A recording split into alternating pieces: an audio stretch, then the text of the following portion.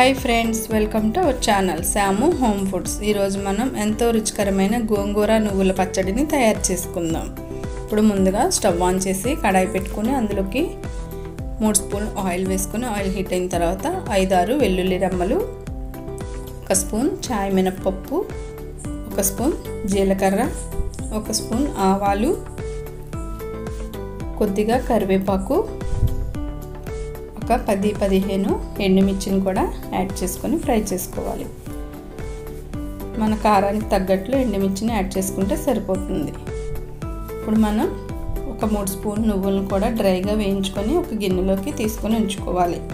ఇప్పుడు ఈ పోపు వేగిపోయిన తర్వాత ఒక మిక్సీ జార్లోకి వేసుకొని అదే ఆయిల్లోకి మనం శుభ్రం చేసి పెట్టుకున్న ఒక కట్ట గోంగూరను కూడా యాడ్ చేసుకొని, నేను పుల్లటి గోంగూర తీసుకున్నాను ఫ్రెండ్స్. మీకు కావాలంటే కమ్మటి గోంగూరనైనా తీసుకోవచ్చు.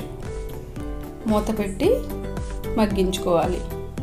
ఇవి 2 మినిట్స్ మగ్గిన తర్వాత మూత పెట్టుకోవడం వల్ల గోంగూర అనేది తొందరగా మగ్గిపోతుంది. ఇప్పుడు ఇందులోకి రుచికి సరిపడా సాల్ట్ కూడా వేసుకోవాలి. అలాగే ఫ్రెండ్స్, గోంగూరకి మనకి కొంచెం సాల్ట్ అనేది ఎక్కువే పడుతుంది. ఇది పుల్లని గోంగూర కాబట్టి కొంచెం చింతపండు యాడ్ చేస్తే సరిపోతుంది. చూడండి, ఒక కట్ట గోంగూరకి ఈ విధంగా ఇంత చింతపండు అయితే సరిపోతుంది. ఇదంతా దగ్గరికి అయ్యేంత వరకు మగ్గించుకోవాలి.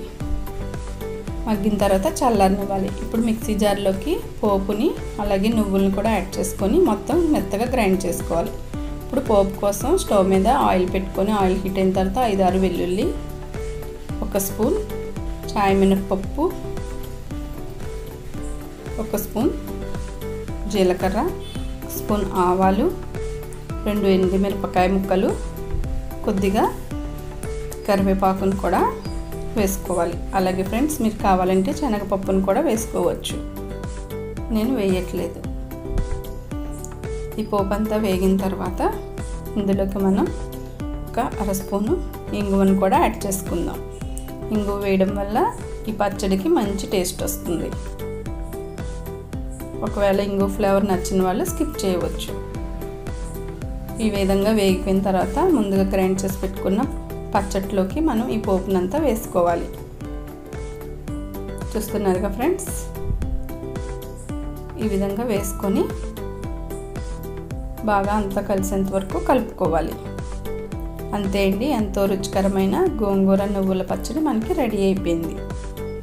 ఈ వీడియో మీకు నచ్చినట్లయితే లైక్ చేయండి, షేర్ చేయండి, సబ్స్క్రైబ్ చేయండి మరియు పక్కనే ఉన్న బెల్ ఐకాన్ని క్లిక్ చేయండి. Thanks for watching. మరో వీడియోతో మళ్ళీ కలుద్దాం.